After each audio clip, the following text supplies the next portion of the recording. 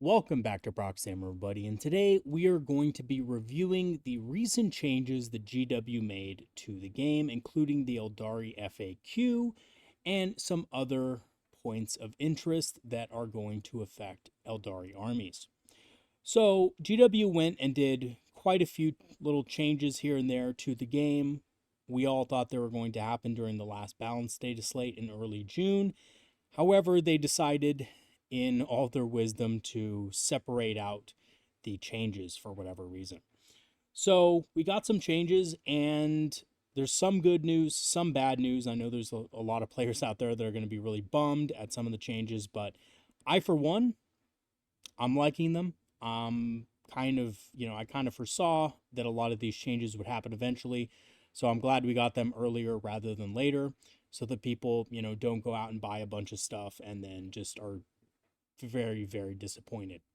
So let's go ahead and look at the big one first, and that is, of course, the Seer Council nerfs and buffs. There's one big nerf and a pretty decent buff that Seer Council got. So looking down here, the first big nerf is on the left-hand side of the screen here. It is the Unshrouded Truth nerf.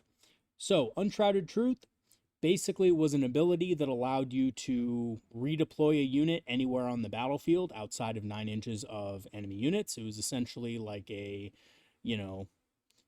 jump for orcs, with the weird boy. But it was a stratagem. So this is still really powerful, but you cannot use it out of Deep Strike anymore. They got rid of that.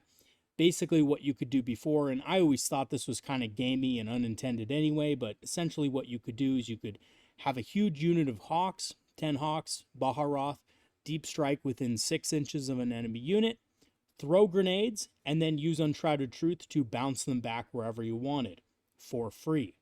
It was really, in my opinion, unintentional, and it was uninteractive. So, of course, GW closed that up. We see here that the stratagem has changed to was not set up on the battlefield this phase as well. So it's added in there now. It's made clear you can't use it after deep striking in with a unit.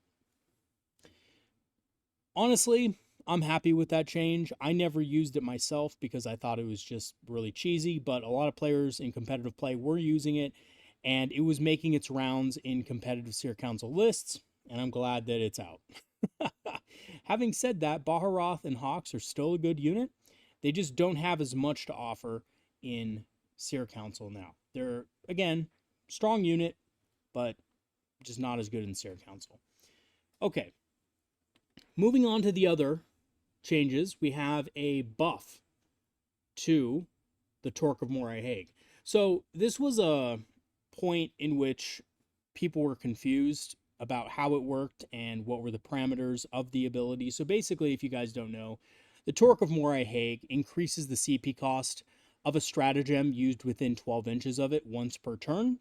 It is very powerful. However, what a lot of players would do is they would simply just not use the CP and just use another stratagem somewhere else. So this has been clarified. So FAQ number 1, after using the Torque of Morag, must my opponent continue to use the selected stratagem at the increased cost if they have the necessary CP available? And the answer to that is yes. So your opponent, once they use that stratagem, they have to pay the additional CP if they have it. There's no backing out. Now, of course, in casual games, if you tell your opponent this beforehand, at the start of the game or whatever, and the game goes on and they forget, I think the nice thing to do would be to let them go back and redo it. But in competitive play, this is just no longer possible, right? If your opponent forgets it, it's on them. So that's it, right? The FAQ clearly states if they use the stratagem and they do have the extra CP available for it, they have to use it. Okay, here's the second part of it. After using the Torque of Morag, if my opponent does not have the necessary CP available for the selected stratagem, what happens? So, basically, if your opponent has 1 CP available and now they have to pay 2 CP for that stratagem, what happens there? So, according to GW, no CP are spent, and that stratagem's effects are not resolved. So basically, stratagem can't work, right? But here's the second part of it. But that stratagem still counts as having been used this phase. So imagine somebody in a competitive setting saying, I want to overwatch you, and you say, that's going to be 2 CP, my good sir. And then they say, I don't have enough for it. They keep the CP, but the overwatch stratagem can't be used anymore. This can be really good in competitive play for baiting out opponents. For example, Eldar have that no Overwatch token. If you notice your opponent has only 1 CP, you could use the Seer Council stratagem Unshrouded Truth to teleport a big unit of Guardians with Warlocks in it and a Farseer and all that good stuff with the Torquemora Hague within 12 inches, but outside of 9 inches, of course, of an enemy unit that has really good Overwatch. And you could say, hey, do you want to Overwatch me? And they say, if they say yes, or if they, jump to it before you even say anything about it, rules is written, they've used Overwatch and they can't pay for it, so the stratagem's effects are not resolved. Little bit of a gotcha, but again, if you remind your opponent, throughout the game that you have the Torquemora Hague on that character, it's in a competitive setting, I would argue that it's up to them to remember that. Now, of course, in a casual setting, you could talk this through with your opponent. I would do this personally. I wouldn't do the first part that I said. But again, in a competitive setting, you're in a timed setting, your opponent's going to lose the ability to use that stratagem. So yeah, Torque of Mora Hague, huge buff. Because, before players were kind of playing it differently. They were playing it, oh, you don't have enough CP to use it. Okay, it's not affected. You're not going to be able to use it, whatever. But you still can use it elsewhere. And now that's not the case anymore. So that's a huge buff for the Torque of Mora Hague. All right, now there's 2 more that are not as big of a deal, and honestly, it is what it is. If an Aspect Warrior unit with an unused Aspect Shrine token is destroyed, do characters that were attached to that unit keep those Aspect Shrine tokens? The answer is no. I never thought this was the case either, to be honest, right? They're attached characters, and because of the rules that characters have when they're attached to units as leaders, if the unit is destroyed, they stop benefiting from all of the rules that unit has. So that's the case with, if you look at Howling Banshees and Jane Czar, for example, Jane Czar will actually lose the ability to advance and charge because she's no longer with Banshees, right? Because she has to be leading a unit of Banshees to get her ability as well. So she loses a couple things there. And I think the same thing would be true of the Aspect Warriors tokens. So the next one is, when using the Incarn's Ethereal Form ability, can I choose for it to regain fewer lost wounds in D3 than the D3 roll generated? And the answer is no. You have to resurrect the full amount of wounds. So basically, the biggest cool thing about the Incarn was you could take damage from an explosion. Let's say you take 2 damage, 2 mortal wounds from an explosion, and then you roll the D3, you could choose to just resurrect one of those wounds, right? Because that's what the ability said. It said you may, regain up to, which was inferred that, you don't have to regain all of them, right? But now GW is clarifying that no, you have to roll and you have to regenerate the full amount. Another unnecessary nerf to the Incarn, kind of beating a dead horse here a little bit, but there you go. The Incarn's nerfed even further. Okay, and some of you may be asking, well, what's the big deal? Why would I want to regenerate fewer than, however many wounds it has remaining or whatever? Well, the reason being is simply that the Incarn has the ability through the Ynnari, devoted of Ynid detachment rule to get fights first if it's damaged. So if it's not damaged, it doesn't get fights first. So that's why. So that's why you want it just injured enough to get the fights first, but not so injured that it dies, right? So anyway, Incarn sucks. We all know that. Ynnari got nerfed to shit. And unfortunately, GW just doesn't know when to stop. Anyway, let's move on to the next part of the changes for the Aeldari, and that is going to be the change to the chapter approved mission deck and we're going to be talking about bodyguard units. So Call the Horde has changed. Call the Horde is now a starting strength of 13 plus, which does actually affect us in a big way because we are fans of taking Guardians with Eldrad and perhaps even a Warlock in the squad, right? Or Warlock Conclave or whatever it is, right? So now this is a little different. So basically, your opponent can score Call the Horde if they kill the whole unit except for the character. So let's go ahead and read this and I'll kind of explain it. So, question: if I destroy the bodyguard unit of an attached unit that meets the criteria for Call the Horde, starting strength 13 plus, but the leader unit survives, do I score the VP for destroying the bodyguard unit?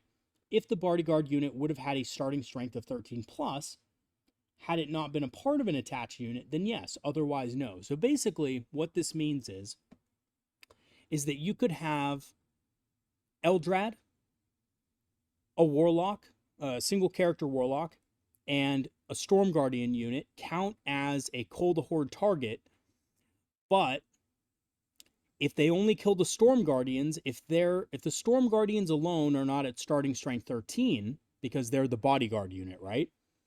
Then you don't get the points. You also have to kill the Warlock and Eldrad.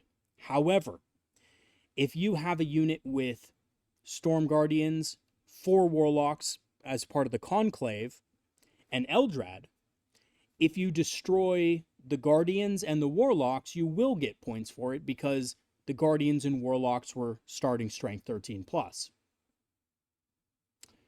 So that's the breakdown. So I think you may actually see a lot more people taking a single Warlock in a Storm Guardian unit to kind of mess with your opponent's ability to score this stratagem, right?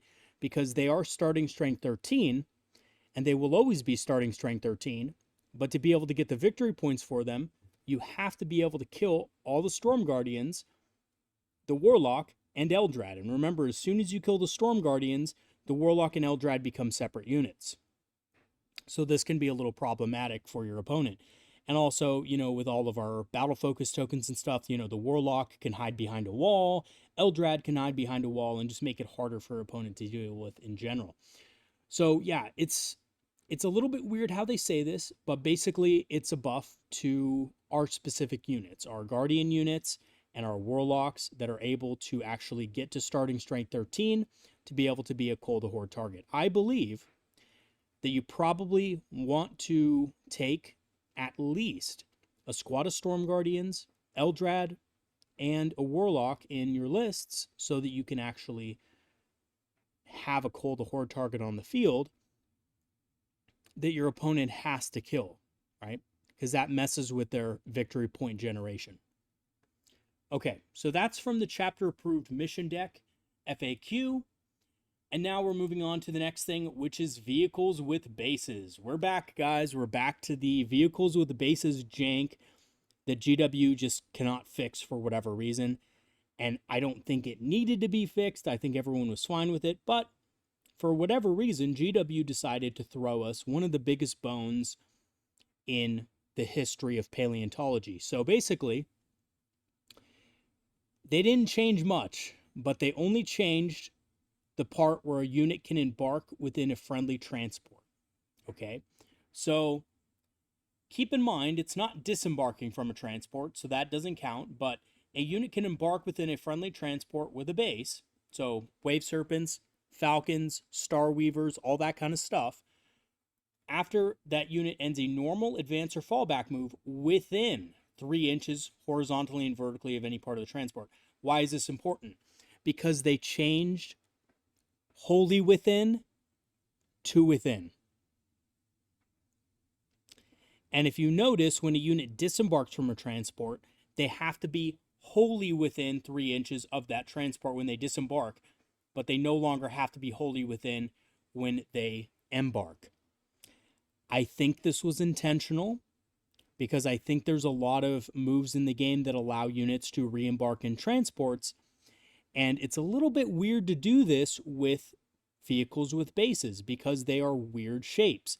If you notice, all the Imperium vehicles are basically just boxes. They're just rectangles or squares, right? It's really easy to get within 3 inches of those models, or wholly within 3 inches of those models, because they're usually big, boxy, and it's fairly straightforward. However, with Xeno's vehicles, their dimensions are very weird, right?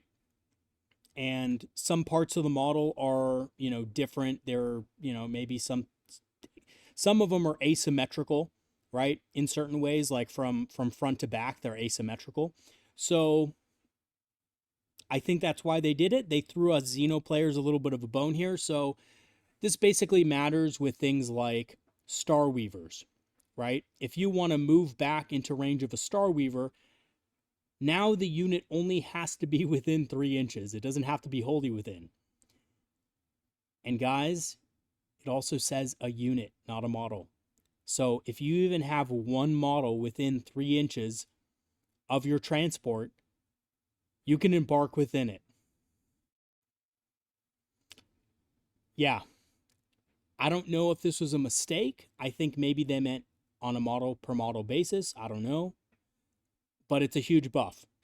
It's a huge buff to Quinn players. People playing Harlequins are going to be really happy about this. People playing with Wave Serpents and Falcons and stuff like that are going to be really happy about this. And Dark Eldar players with Venoms are going to be really happy about this, because this makes it much easier to embark within a friendly transport. And that's going to be at the end of any normal advance or fallback move, which is perfect. It means you don't have to have the whole unit within the 3 inches to be able to get back in it. So that's pretty cool. So if you have any stratagems or any kinds of movement that allow you to get within 3 inches, all you need to do is have at least one model within 3, and then the whole unit jumps back in. So yeah, pretty insane change to vehicles with bases. I don't think it's gonna, it's obviously not gonna break the game. It's not game breaking or anything. It's just probably a little quality of life thing that was coming up in games, and that's probably why they changed it. I do think this is on purpose, because it is very specific. And why would they change something very specific like this if it wasn't for a good reason? But hey, again, it's GW, who knows, right? So yeah, that's the next change. And the last change we're going to go over is something they should have changed in the beginning and they got wrong, which is Swooping Hawks have 32 millimeter bases, okay? They never had 28.5. GW was wrong, and they took a while to change it, but there it is. All the base sizes are now fixed, and they are accurate. So I hope to Isha that no one out there rebased their Swooping Hawks. I did a video on this way back, and I said, please don't change your base sizes, but you're probably going to have one or two people out there who change their base sizes. I'm sorry, guys, you're going to have to change them back. Or get base extenders or something, because yeah, they're 32 millimeter. They come with 32 mil bases, and there you go. So yeah, that's about it, guys. That's it for the changes. I think for the most part, the changes were pretty reasonable. I didn't see anything in there that really upset me, except maybe, I gave a little bit of an eye roll at the Incarn nerf, which was just stupid. I don't know why they did that. You would think that an avatar of death could control the amount of death that it actually, deals and takes in and stuff, but it is what it is. I guess they just thought it was too overpowered or whatever, and it was too gamey for the, for 40k, but no one's playing the Incarn anymore anyway, so there you go. All right, guys, that is going to be it for today's video. Thank you so much for watching once again. And I just want to say one more thing. I'm going to have a video later today updating everybody about the Eldar Knights project. So stay tuned for that. If you do or are interested in the Eldar Knights project that's been going on, the little Kickstarter that I've started for that, check it out. I'll leave the link in the description for that. But essentially, the short version is I'm making a Fandex, fan-made codex for 10th edition representing the Eldar Knights. And I've already made an index for it, a beta version to test out. And I played that beta version. And at the time in 2023, it was very balanced. It was very fun. And we're going to be making a codex with 4 different detachments, over 20 data sheets for the Eldar Knights. And it's going to be a good time. We still have a lot of create your own data sheets for the Eldar Knights. So anybody who wants to fund that Kickstarter and wants to have, their own Eldar Knight in the codex, you can do so. And, you know, I've worked with a couple people already on creating their own knight, and it's been awesome. So, yeah, if you're interested in that, check out the link in the description. Check out my video on Eldar Knights. I did it, you know, probably 4 or 5 days ago, maybe 6 days ago, something like that. So, yeah, check that out. Also, want to give a thanks to all my patrons and supporters who have been supporting the channel over the last almost 3 years now. It's crazy that we're almost on 3 years, but it has been almost 3 years. So thank you for that. If you do want to become a patron and help support the channel, there's 2 ways to do it. You can, you know, just join our Patreon for free with a free trial and join our Discord. That gives you automatic access to the Discord where you can talk to the Eldar community. And by the way, we have one of the best Eldari communities in the entire, you know, YouTube scape. Or you can support me financially, and that will give you access to ad-free videos on the Patreon at just $3 a month. So all my videos, I put up there ad-free on the Patreon for you guys, so you don't have to deal with YouTube's disgusting ad policies. And lastly, I do have a channel store page and an Amazon affiliate link. If you want to grab some Eldar-inspired apparel at the channel store page, that's awesome. I'll leave the link in the description, as well as the Amazon affiliate link for discounted Eldar minis. All right, guys, that is going to be it for today's video. Thanks so much for watching, and I'll see you guys next time. Have a good one, everybody. Peace out.